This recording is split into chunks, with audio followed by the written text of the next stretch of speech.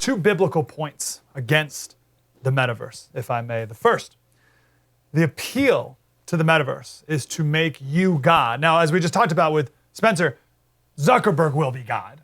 But the argument will be, join us and you can be God. You can be the creator. Just by thinking it, you can live in any place or world or dreamscape or fantasy that you can imagine with as many people as you can imagine as well. You can have whatever you want. You become the creator. And in doing so, you run further and further away from the actual creator. So you look at that and you're like, well, what is that appeal? Oh, it's the oldest appeal in the book. It's the oldest appeal of the first people. Let's go back to the garden. Genesis 2. And out of the ground the Lord God made to spring up every tree that is pleasant to the sight of good for food. Is pleasant to the sight and good for food. The tree of life was in the midst of the garden, and the tree of the knowledge of good and evil. And the Lord God commanded the man, saying, you may surely eat of every tree in the garden, but of the tree of the knowledge of good and evil you shall not eat, for in the day that you eat of it, you must surely die. Okay, great. Fast forward a little bit. The serpent comes to the woman. This is Genesis 3:2. He says to the woman, did God actually say, you shall not eat of any tree in the garden? Like the vibe there is, what a jerk. Did that guy really told you? It's either that, like, what a jerk, or it's like, did he really say you can't eat from any tree? And like any tree? Is it any tree at all? And here's what the woman said. She said, he said, you shall not eat of the fruit of the tree that is in the midst of the garden, neither shall you touch it, lest you die. Which is weird because God didn't say you couldn't touch it. He said you couldn't eat it. And the serpent says, no, come on, you're not going to die. There's no way you'll die. That's crazy. The serpent says, for God knows that when you eat of it, your eyes will be opened and you will be like God, knowing good and evil. So she eats it, and then he eats it. And then God comes and asks Adam, what happened? And I love Adam's response. Adam says, the woman whom you gave to be with me, she gave me fruit of the tree and I ate. So he doesn't just blame the woman. He doesn't just blame Eve. He blames God for even making the woman. He said, it's your fault, God, for even, you're the one who made woman, and she's the one who made me eat the apple that you told me not to eat. It's your fault for making her. But the first point here is that man and woman disobeyed God, and they believed that they themselves can rely solely on themselves to determine what is right and wrong and good, beautiful, and true. And we see it everywhere today.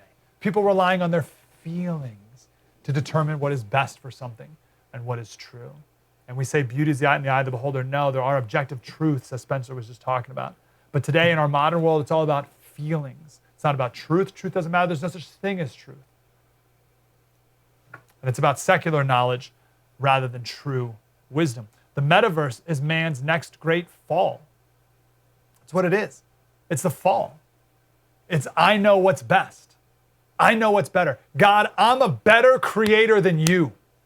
I'm a better creator than you. You made me look like this, but I'm going to create an avatar where I look like this. And now the rest of my life, I'm going to be looking like this instead. I'm like a robot or a dog or 10 feet tall or whatever, right? I'm going to be something completely different than you actually made me.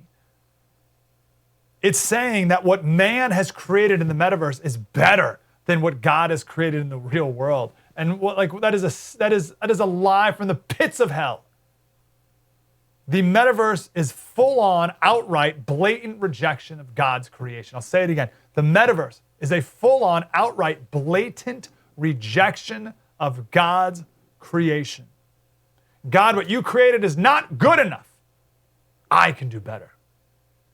And as we were talking about in the last segment, this is not, making a painting, right? A painting operates in the real world. It's based on beauty and truth and God. The metaverse is its own entirely different world, and God is not of it. And one of the creepiest things that I've heard yet is that Facebook has reached out to churches, and Hillsong Atlanta is the first church to host church in the metaverse. Okay? No. God is not of this place. Cannot be of it. Zoom church isn't real church. Metaverse church most certainly is not a real church. So that's the first theological point, that this is a rejection of God's creation. It's a rejection of God entirely. I can do better than you, God. I can create better than you. I'm more creative than you. I can make things more beautiful than you can. I'm better than you. I'm my own God. Second theological point. Go to Genesis 4 here. God says, if you do well, will you not be accepted? And if you do not do well, sin is crouching at the door. Its desire, sin's desire is contrary to you, but you must rule over it. There's a more perhaps literal Hebrew translation or translation of the Hebrew. Surely if you do right, there is uplift, right? You do good things, there's uplift. But if you do not do right, sin crouches at the door. And here's the key. Its urge is towards you, yet you can be its master. And this is my uplifting final point. I know we were just talking for an hour here about how this is a soul-destroying, godless, horrific invention that people will slip into like it's a dream. Like how Spencer Clay, you like gently slip into it and not even know it's happening. But I want to end on a positive note.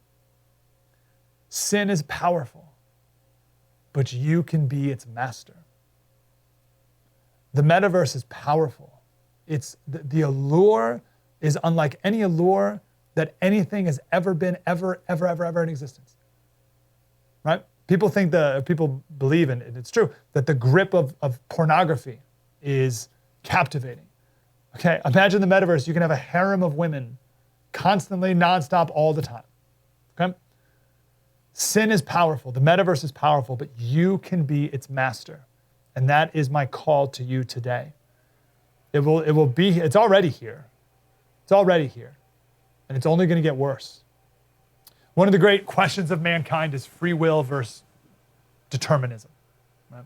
And I have been, throughout my life, on different extremes. I've been firmly on each extreme of that debate.